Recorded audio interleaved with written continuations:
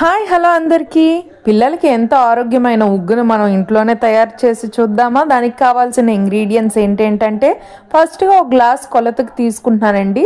దాంట్లో నేను first soul వేసుకున్నాను, తర్వాత గంటెలు అంటాం కదండి, గంటెల్ని కూడా అదే గ్లాస్తో తీసుకున్నానండి. నెక్స్ట్ గోధుమలండి, గోధుమలు కూడా సేమ్ అదే గ్లాస్తో తీసుకున్నాను. నెక్స్ట్ జొన్నలు అంటాం కదండి, జొన్నలు కూడా సేమ్ అదే గ్లాస్తో తీసుకున్నాను. సో ఫస్ట్ మెయిన్ ఏంటంటే మనం వీటిని శుభ్రంగా నీట్గా కడుక్కోవాలండి, ఇసుక ఏం లేకుండా. నెక్స్ట్ కందిపప్పు తీసుకున్నానండి. సో కందిపప్పును కూడా అందులో మిక్స్ చేసేసాను. నెక్స్ట్ రైస్, మొత్తం నేను ఎన్ని రకాల పప్పులు వేస్తే అన్ని గ్లాసులు బియ్యం కూడా వేసుకున్నానండి.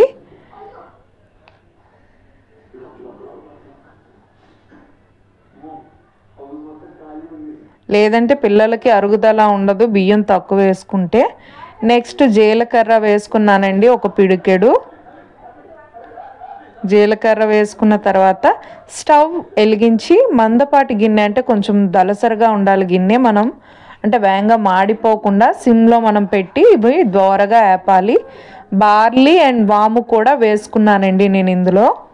డైజెషన్ బాగుంటుందండి వాము జీలకర్ర అనేది మనం తప్పకుండా వేసుకోవాలి, ఎందుకంటే పప్పులు కాబట్టి ఇవన్నీ పిల్లలకి అరుగుదల అనేది రాదు. సో అందుకనే మనం జీలకర్ర వాము వేసుకోవాలి. ఇందులో డ్రై ఫ్రూట్స్ కూడా నేను కలుపుతున్నాను. ఏంటంటే వాల్నట్స్, పిస్తా, బాదం, జీడిపప్పు నేను ద్వారగా సన్నని మంట మీదే వేపుతున్నానండి, హై ఫ్లేమ్లో అసలు పెట్టొద్దు.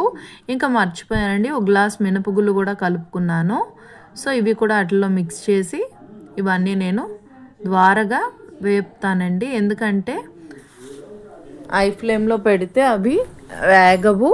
ఇంకొకటి అవి వేగకపోతే పిల్లలకి అది అస్సలు మంచిది కాదండి, ఎందుకంటే అది ఏగితేనే పిల్లలకి డైజెషన్ అనేది అవుద్ది, లేదంటే అజీర్తి అనేది పిల్లలకి వస్తుంది.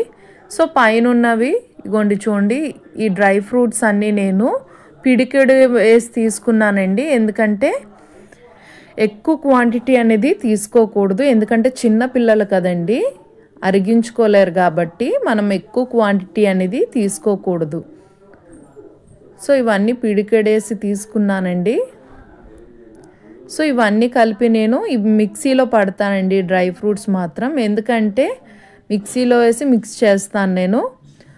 ఈ కింద ఉన్న ఈ పప్పులు మాత్రం మిల్లీలో ఆడిస్తానండి, ఎందుకంటే ఇవి పైన ఉన్న డ్రై ఫ్రూట్స్ మిక్సీలోనే చేస్తాను, ఎందుకంటే మిల్లీలో ఆడరు, అది ఆయిల్ అనేది బయటకు వస్తుంది కాబట్టి. సో మిల్లీలో అది వేయరు. సో నేను అది ఇంట్లోనే మిక్సీ చేసి అందులో మిక్స్ చేస్తానండి. కానీ ఇది మాత్రం పిల్లలకి చాలా మంచిదండి.